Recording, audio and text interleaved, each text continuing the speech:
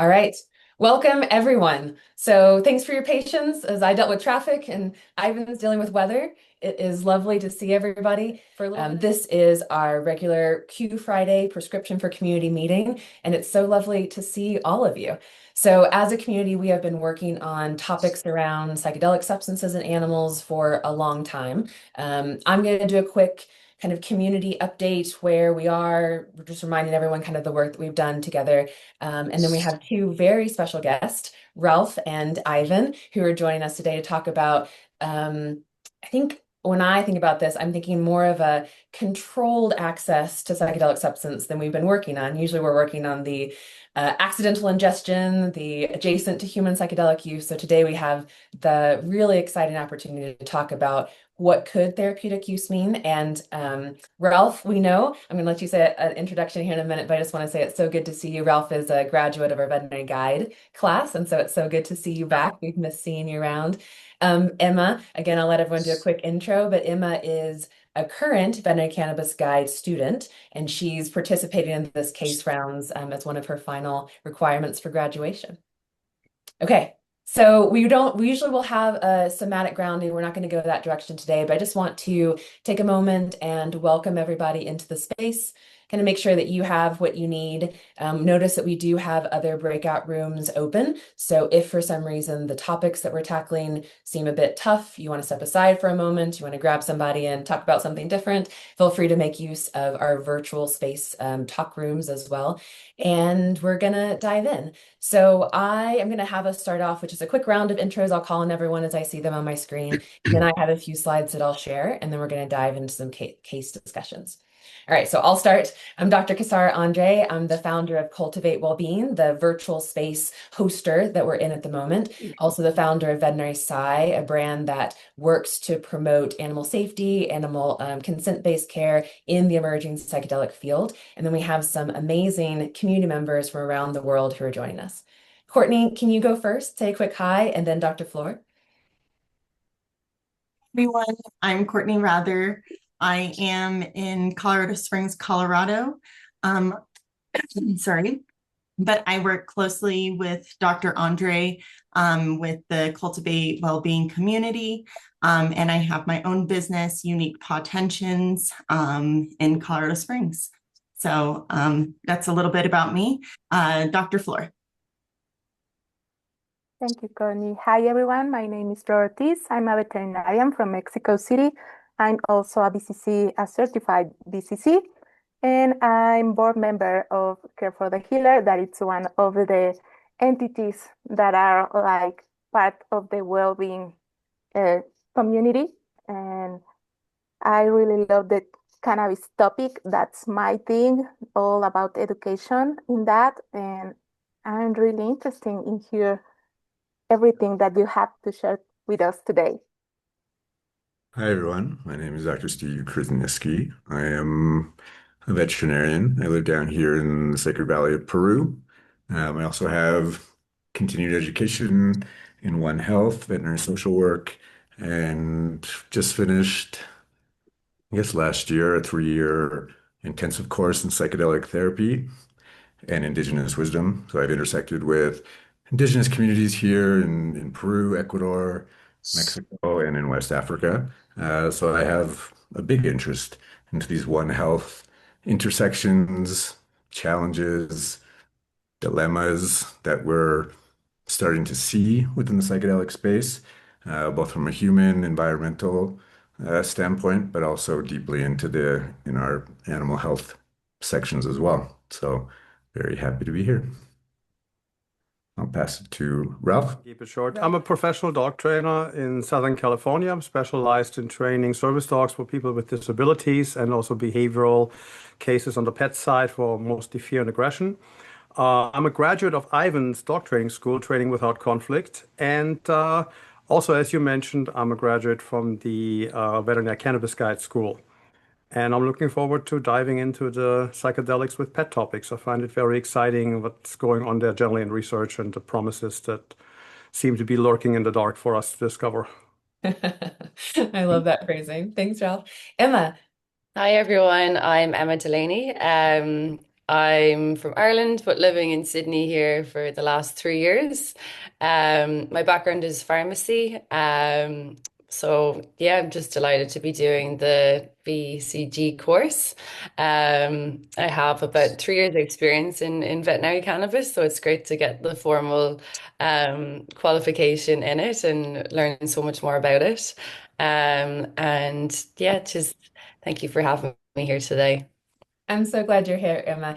Usually we have our students um, watch a case presentation on the cannabis side, but I think we're going to be talking about some really fascinating endocannabinoid system and general body connections. So Emma's joining us for this one. Thank you. Tammy, and then I'll pass it to Ivan.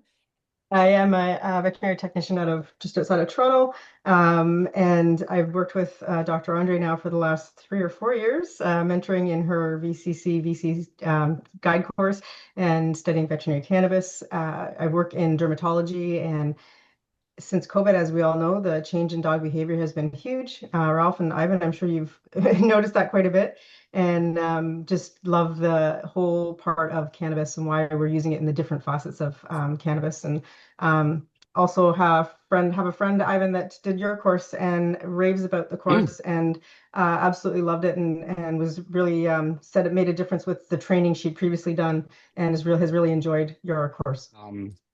My name is Ivan Balabanov, and I've really spent pretty much most of my life training dogs. Totally fascinated with all aspects of it. Worked in a shelter environment, worked as a guide dog instructor, been around in a few different countries around the world, done that. And in the last few years, it's been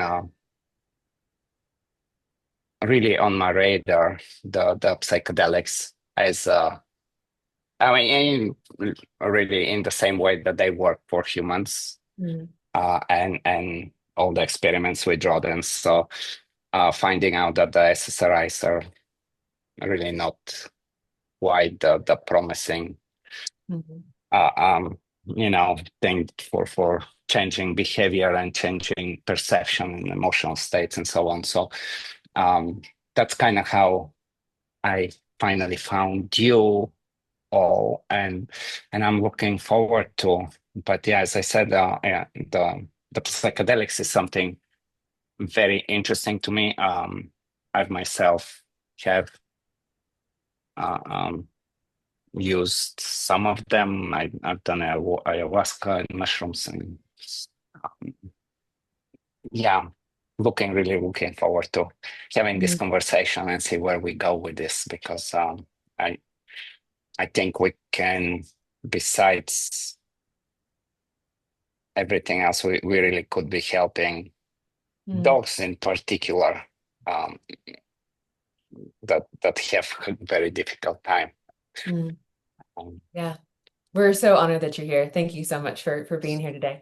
Mr. Landon Polak, we have a friend joining us that y'all have not met before. Hi. Hello. I will keep it really brief. Background is as a entrepreneur, investor, and philanthropist. Most of my time currently is spent as executive director at UCLA of an initiative called Ecological Medicine and Psychedelic Studies Initiative, and then spend some of my time as a co-organizer of a multi-species conscious initiative at the Burroughs Wellcome Fund, which is a foundation in North Carolina, or I should say here in the States, since not all of them are from kind of living in the States. And then thirdly, just some independent board work advising. So that's the gist of it. Wonderful. We're so glad that you're here. Okay, Tess, I saw you give me a thumbs up of wanting to say a quick hello. Amalia, I'm not going to call on you, but feel free to unmute yourself or give us a signal that you want to say hi. Tess. Hey, Kasara. Hey, everyone else. What an awesome group this is. Wow. I'm located in Denver. I carry credentials as a pharmacy technician and also a dog trainer. I did go through Kasara's veterinary cannabis counselor course, but do not hold those credentials actively because most of my work these days is really about supporting practitioners from the business side. So I work with practitioners both on the veterinary and human side to help make their businesses more successful. I love giving the practitioners an opportunity to lean into their skill set, and hopefully help them out on the back end so that their lives go a little bit smoother. It's also lunchtime at my house, so I'm feeding cats, which is why I'm not on video, but I will be after a little while once everyone's eaten. So good to see everybody. Thank you, Tess. I'm so glad you're joining, and we all know exactly how important mealtime is in this community. All right, so my slides are reminding us of the work we've done as a community to think through this topic. Not a lot of super big depth in here, but I want to make sure everyone feels comfortable with some terminology. And the purpose of these community case discussions is to think about what could we do, what should we do, how do we approach this as practitioners, really making sure that there's just room to bring in all these new ideas because nobody knows. And that would be the underlying point is there is not a right answer. So we're in it together to make sure animals are safe and have the best outcome possible, but we have to work on that as a community. Quick plan, welcome that we've already done. We're going to do a quick recap, introduce our panelists, case discussion, and then we'll have time for broader discussion at the end. So this is a survey. It is anonymous, so please share as far and wide as you can. We are working to collect data on animal exposure to psychedelic substances. This can be a direct exposure, it can be adjacent to human use, and importantly, you don't have to have seen the event, you can report something that you heard. And from all of us working in the cannabis space, we know how much we missed in this exact time period. We started to see data collection and papers written 2 or 3 years into kind of that swell of cannabis interest, and we're just in that period now for psychedelics. So input there, we really want to know, we need to know what's happening there. Otherwise, we are not able to respond appropriately as practitioners or be prepared. And then I've just put a couple of thoughts here about the fact that this is an emerging space. And essentially, by being here today, you are absolutely a thought leader. So if you haven't thought of yourself in that term before, please do now. Just talking about psychedelics, just like when we're talking about cannabis, these are new and emerging modalities. And again, I'll emphasize, we don't know. Nobody knows the answer. So while we want to be very forward in our thinking, we also want to be meticulous about our scientific perspective, making sure that we're being critical at the same time as we're excited about new things that are emerging. And I'm just so excited for who's joining us today. This is going to be a fantastic discussion. Bringing up ethical boundaries in emerging sciences and medicine fields when you don't know, how do we choose protocols? How do we choose clinical choices? How do we create algorithms that focus on consent and that we're not doing harm? While still, as I think everyone on this call will empathize with, we need to do something. So do no harm, but take an action because animals are still hurting. We don't have modalities for some of the conditions that we're experiencing. Just like people mentioned, anxiety and behavioral disorders in animals is increasing dramatically and really outpacing overwhelming resources that we have of knowing how to work with that. So we need to be looking into what's new and emerging as well. Okay, just to bring everyone a reminder of some of the topics that we've covered in the past. You know, we've been at this for a long time, 2021. It's actually not that long, but seems like a long time that we've been digging into this as a community. Talking about MDMA, that's been focus of our sessions as a potential therapeutic use, really leaning on the literature that already exists in preclinical studies in dogs, mice, rodents. We spoke with Dr. Dolan about her research in octopus. And then we were 2023, took our Calming Canine Corner to psychedelic science when it was here in Denver. We talked with Dr. Jim Grigsby about the potential use of MDMA, specifically in canine anxiety and PTSD, kind of beginning to focus that in a little bit. And then Dr. Krusniski provided us with the summer discussion series, which if you feel in this discussion that I don't know that I want to use the word behind, but you're a little bit confused about some of the terms, some of the acronyms that we throw out, Dr. Steve's discussion series is the perfect place to start. He does an amazing job of running through the basic substances, the basic categories, sort of big ideas that are out there that really are important for bringing in some of this work available to share. But again, that's just a really good place to go back to for some of the basic science that we do know as we begin to build some treatment protocols on top of that.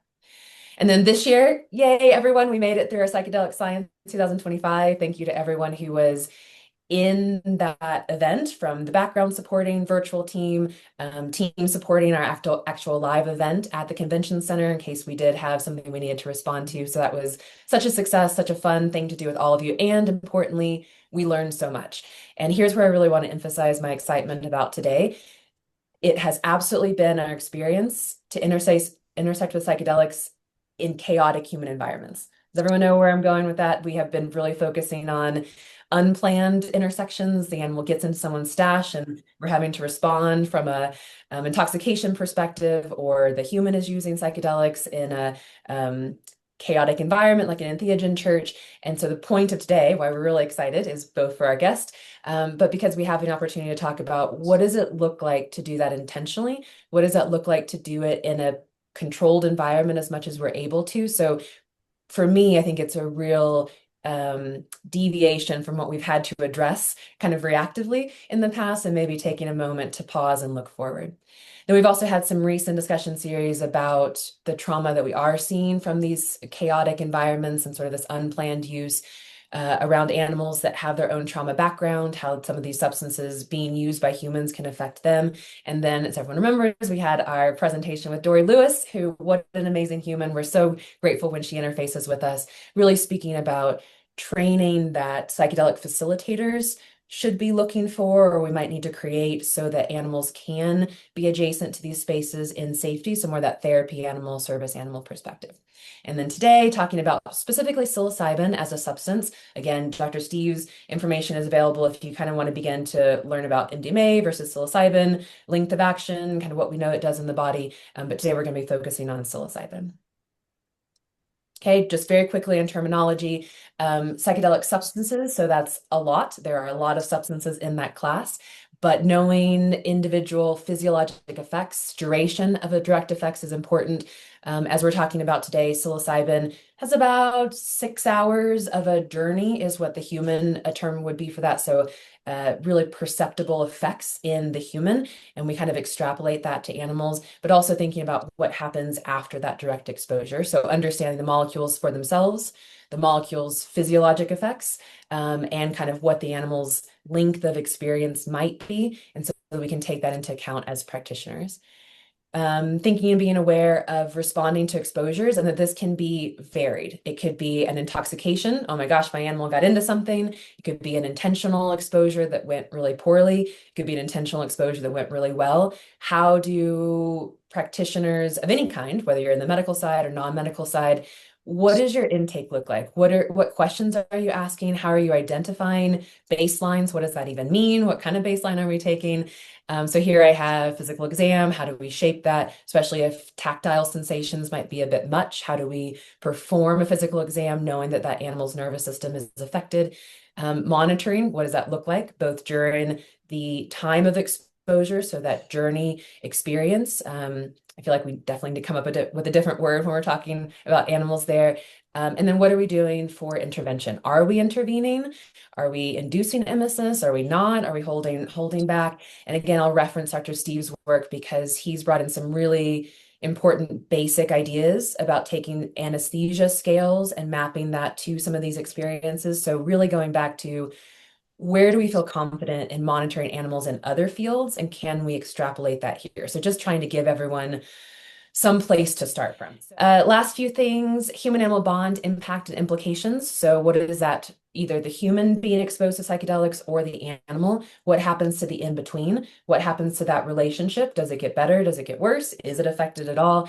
And for me, this features really heavily in what I think could inform therapeutic treatment. I think that the bond itself and thinking about that bond is really important for any potential of guiding an animal, any potential of shaping their experience, but also being really aware that that bond is fragile and it can be broken. And how do we assess that? What does that even mean from a practitioner perspective?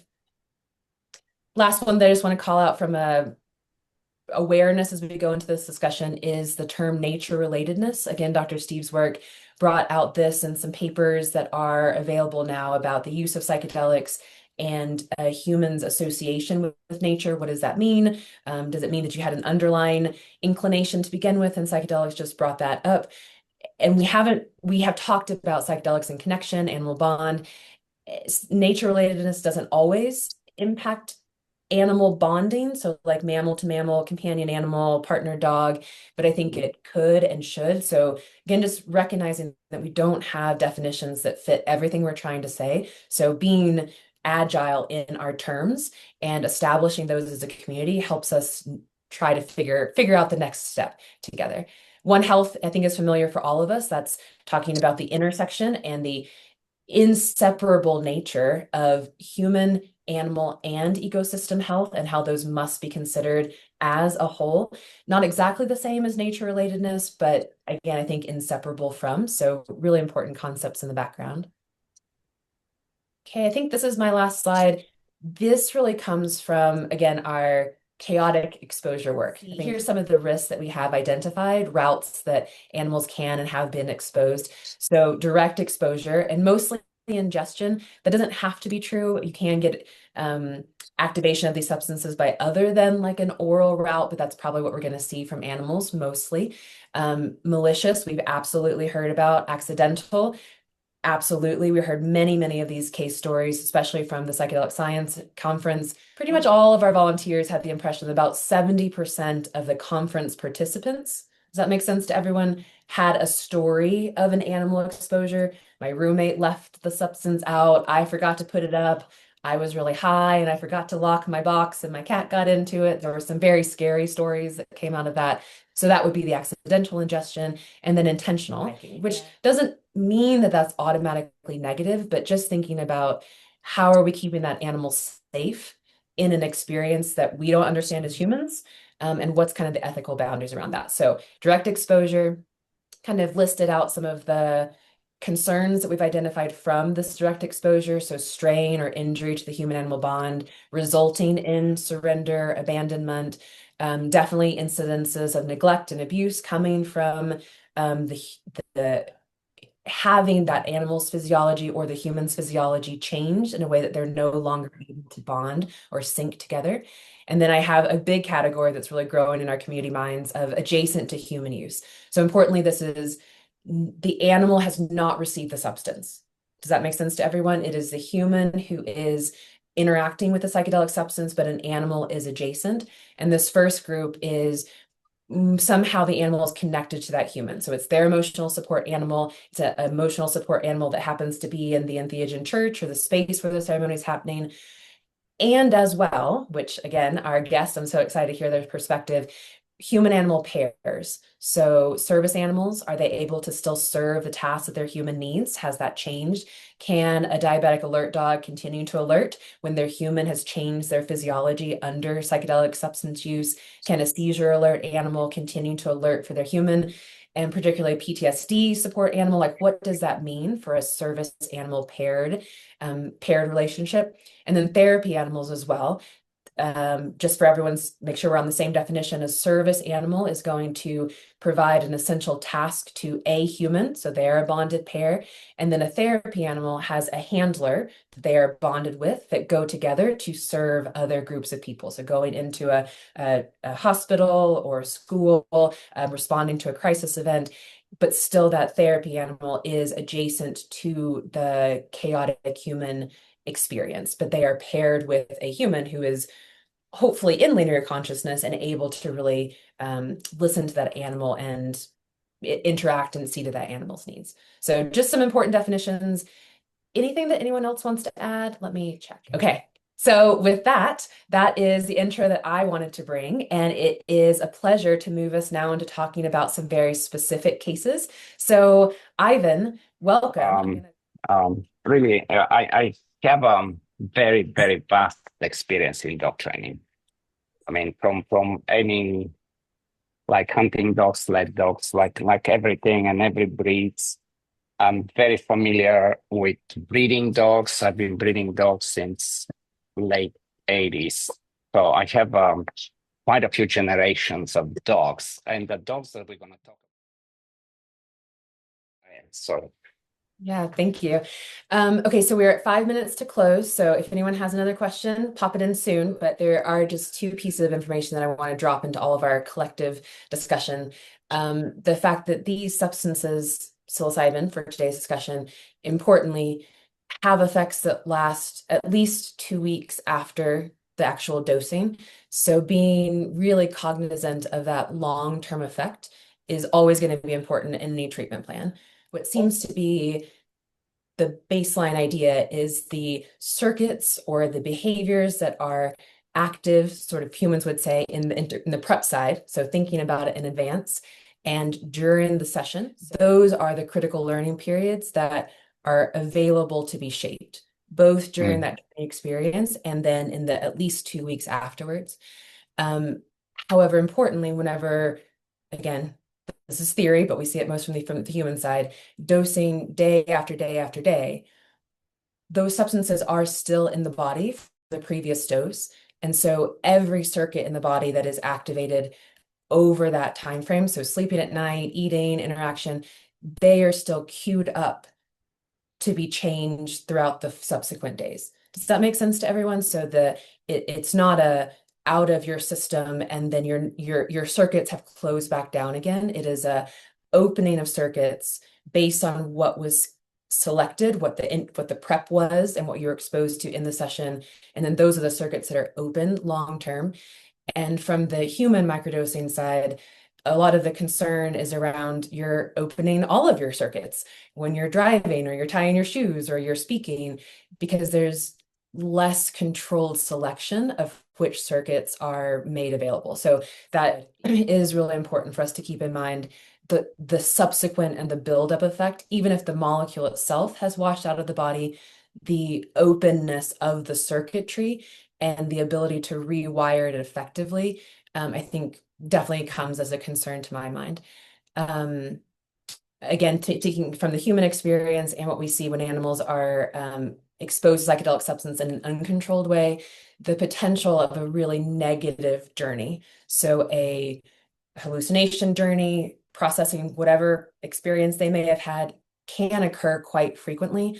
In my practice, I'm here in Colorado, and so I see that accidental intoxication cases, those long-term behavioral effects, the negative behavioral effects from the experience that was negative, are very evident, and we see them last for sure. We see those negative behaviors that are new be difficult to extinguish. So does that make sense to everyone? Those critical learning periods opened, and then we'll use human terms, unguided experience, really traumatic for the animal, that is embedded as much as a good experience can be. And those are some of the things that I think really require a lot of careful thought around structure, around the situation, around the long-term setting.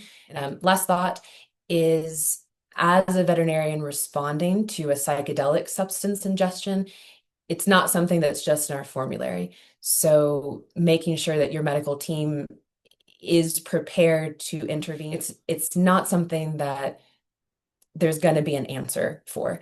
And just like the cannabis intoxication experience side, the journey in a car, bright lights, clinic environment, everyone being panicked is probably not the ideal environment to deal with something that's going poorly. But trying to figure out, how does your veterinarian assist if taking them to the veterinarian is not possible, right? Needs to be problem solved at any point in time. If you feel like there needs to be support, please have us top of mind when it comes to advocating for that medical advocacy. I would love to provide you with some information about the endocannabinoid system in animals, if that's not already in your sort of training background. We teach a cannabis certification class, which is, yes, it's about cannabis, but it's really about this regulatory system that we do know psychedelics act on, is responsible for memory, responsible for learning. So I want to just be lovely to have you in class. We have a class starting in October. Please, if you're interested, no cost, no charge, we would love to contribute just that piece to some of your training plans. So I will reach out after this event and see if that's of interest, but please feel welcome. And I mean that so Yeah, sincerely. absolutely. No Yeah. cost whatsoever. I'd love to have you join. Is that of interest? Yeah, absolutely, 100%. I mean, Okay. I talk with Ralph here and there, and yeah, of course. Yes. Thank you Okay. so much. Well, we're going to get you into your I'm October. all in. Okay, fantastic. Ralph, same for you, especially as you're interested in this. I'd love to help refresh any of your ECS sort of problem solving as you think through other modalities. So if you're interested in coming back again, no cost, we'd be lovely to welcome you. And what great conversation I think that would spark with having both of you. So again, October is our next class. For sure, we'd love to have you. Ralph, any closing thoughts before we shut down for the evening? Yeah, no, ECS and psilocybin, that's definitely something to more think about. So yeah, I'm interested. Steve. Yeah, I just want to say thank you. I think these it's a very new conversation still. So thank you for bringing it to our community and trusting us with this information. Because I know it can be right, sensitive to share. So I just really appreciate that. All right, everyone, we will close for the evening. We will be here next Friday, so please join us again. So many fun discussions to continue to have. If anyone wants to stick around for a few minutes and talk about Tommy, please do, but we're officially closed for the evening. We'll go ahead and